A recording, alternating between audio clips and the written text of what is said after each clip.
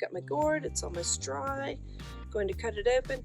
If I was doing a very particular design, I would make a mark of where I want to cut, but this time I don't have any goal other than testing out a new tool. Passersby. Okay, the first thing I'm going to do is I am going to make a little opening that my saw blade can fit into. And I'm just using a really sharp paring knife just to make a little slit. If I want, I can make another little slit with a super sharp knife, so be careful. I can make another little slit next to it and then just push that in, and that gives me a little bit of a starter hole. I'm using a lithium Black & Decker saw, not a very expensive saw. You see the blade fits perfectly down in that hole. Now it gets noisy.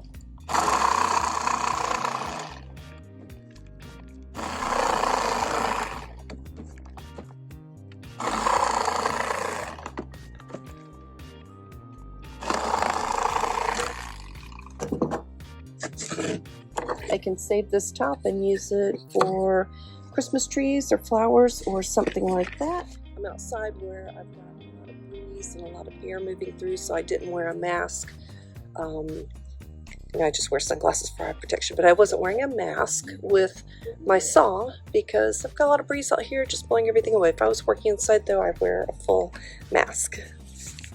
I can change the shape of this top. I can make it dip down on one side or the other. I can do anything I like, and the next step is going to be cleaning it out. I have a new tool for that, so I'm trying that out for the first time today.